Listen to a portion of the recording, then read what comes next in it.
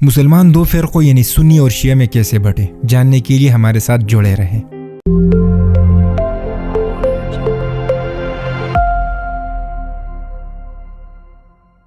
Spain پر مسلمانوں کی حکومت۔ اسپین میں قیام کے دوران یہودیوں نے ایک کام تو یہ کیا کہ عیسائیوں میں تفرقہ پیدا کرنا شروع کیا۔ مسلمانوں نے اسپین میں علم کی روشنی پھیلائی تو وہاں تمام یورپ سے لوگ تعلیم حاصل کرنے آنے لگے۔ باقی پورا براعظم تو اس وقت جہالت کے گٹا ٹوپ اندھیروں میں گرا ہوا تھا۔ جس طرح آج کے نوجوان تعلیم حاصل کرنے کے لیے یورپ اور امریکہ جاتے ہیں، اسی طرح اس وقت لوگ قرطبہ اور غرناطہ کی یونیورسٹیوں میں آتے تھے۔ حصول علم کے لیے اسپین آنے والے عیسائیوں کو وہاں پر مقیم یہودیوں نے آزاد خیالی اور حریت فکر کے نام پر بائبل سے برگشتہ کرنا شروع کر دیا اور ان خیالات کے ذریعے سے عیسائیت میں تفرقہ پیدا کیا۔ چنانچہ عیسائی دو فرقوں یعنی کیتھولک اور پروٹسٹنٹ میں تقسیم ہو گئے۔ یہودی اس سے قبل حضرت عثمان رضی اللہ تعالیٰ عنہ کے زمانے میں مسلمانوں میں بھی تفرقہ پیدا کر چکے تھے۔ عبداللہ بن سبا یہودی نے ملت اسلامیہ میں شیعہ سنی کی تقسیم پیدا کر کے ایک مستقل فتنہ برپا کر دیا۔ ابتدا میں یہ دونوں گروہ شیعہ علی اور شیعہ عثمان کی شکل میں تھے، لیکن اس کے بعد شیعہ کا لفظ شیعہ علی کے لیے محسوس ہو گیا اور شیعہ عثمان سنی کہلانے لگے۔ بہرحال یہ ایک تاریخی مسئلہ ہے جسے میں نے اس وقت صرف ایک مثال کے طور پر سامنے رکھا ہے کہ یہود کی سازشی ذہن نے ملت اسلامیہ میں شیعہ سنی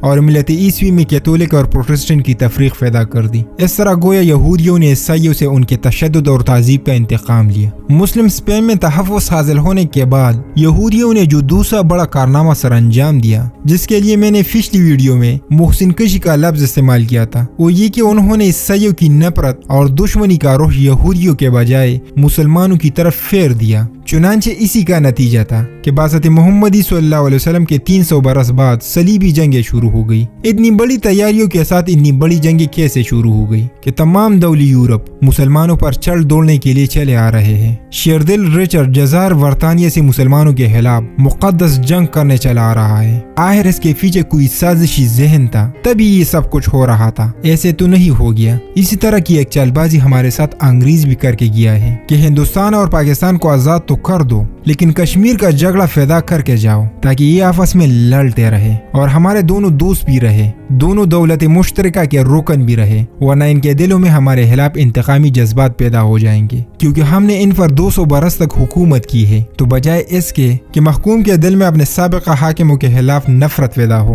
ان کی نفرت کا سارا علاوہ آپس میں ہی ایک دوسرے کے خلاف پھٹنا چاہیے۔ ایسی ہی چال بازی یہودیوں نے کی کہ عیسائیوں کی نفرت کے رخ کو مسلمانوں کی طرف پھیر دیا اور اس کے نتیجے میں عظیم صلیبی جنگیں ہوئی۔ یہودیوں کے بارے میں آپ کی کیا رائے ہے؟ کمنٹ باکس میں اپنے رائے کا اظہار ضرور کیجیے۔ ہمارے چینل کو سبسکرائب کریں اور بیل آئیکن کو ضرور دبائیں تاکہ ہماری آنے والی ویڈیو کی نوٹیفیکیشن آپ کو بر وقت ملتی رہے۔